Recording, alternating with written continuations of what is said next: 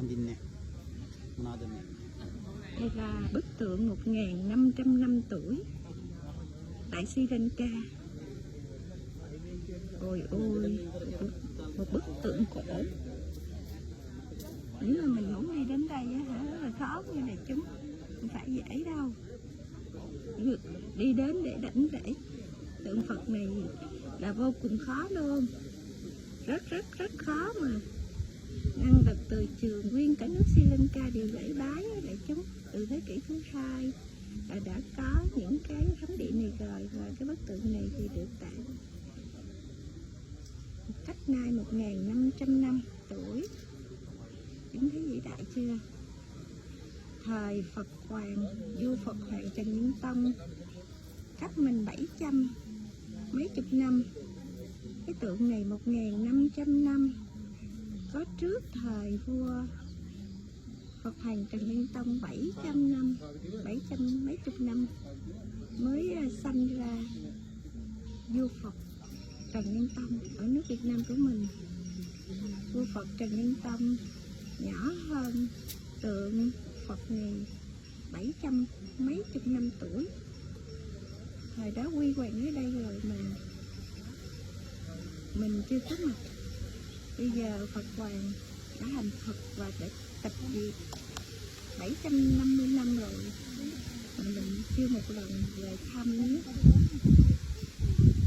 Thì cái là khó thì đi đến bản địa lắm luôn, không phải dễ đâu. Giá này có một khu bảo tồn kinh khủng. Thì nó lộn luôn.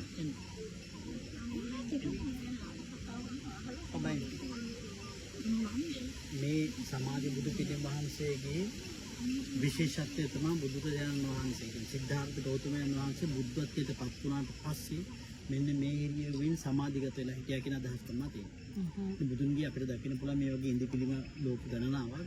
නමුත් ඇත්තටම බුදුහාමුදුරන්ගේ living time එකේ හිටපු ජීවමාන ඉන්න අදහස් තියෙන්නේ මේකෙත් අපිට.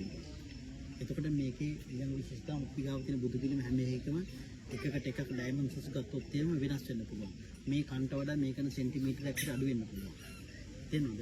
එහෙම. එතන නමුත් මේකේ කම් දෙකම එකයි. රේස් දෙකේම මෙතින් මෙතන තියෙන පළල එකම ප්‍රමාණය තියෙනවා. ඒ කියන්නේ ගල් ගොඩුව අය එහා මෙහා කරලා නැහැ. අපේ ඉන්දිවිඩු මේ බුදු පිළිම වහන්සේ හිටි පිළිමයක් කරොත් මේ උසම මේ අතපය කකුල් දිගෑරුව තියෙන උසම තියෙනවා. මේක සැතපෙන බුදු පිළිමයක් කරොත් ඒත් මේ කොම් පිළිවෙලකට තියෙනවා. පැහැදිලි කිව්වද? දැන් බුදුන්ගේ ඔය අපි දන්නා මේ ධනේශ දෙක් තිබුණා කියලා.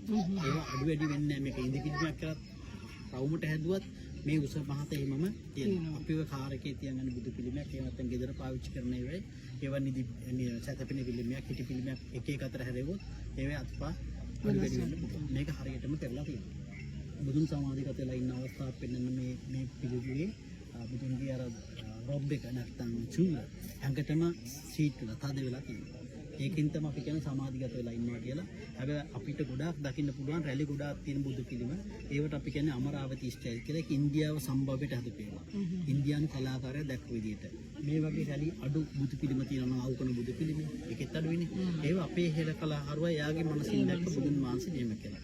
ථේරවාදී වැඩිපුර ආධාරණ අපේ බෞද්ධ ඉතිහාසඥවරු ප්‍රොෆෙසර්ස්ලා ඉන්න ඔක්කොමලා පිළිගන්නේ ථේරවාදී බුද්ධාගම. ඒගොල්ලෝ කියන්නේ ලංකාවේ බුදු පිළිම මේ බුදු පිළිම කීපයක් නම් කරලා තිනවා. ඒ විදිහම තමයි බුදුහාමුදුරුවෝ. මොකද අපි තායිලන්තෙට ගියාම ෆ්‍රාන්සෙට ගියාම ලාපින් බුදු කියලා ඒවයි පිළිම වෙනස්.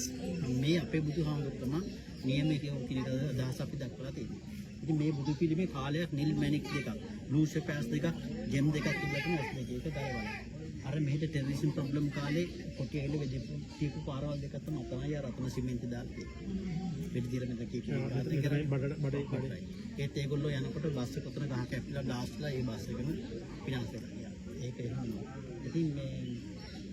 ඉතින් බුදුරජාණන් වහන්සේ මේක 7.2ක් අඩි උසට තියෙනවා මේක තිබුණා. පොඩියට වගේ තිබුණා.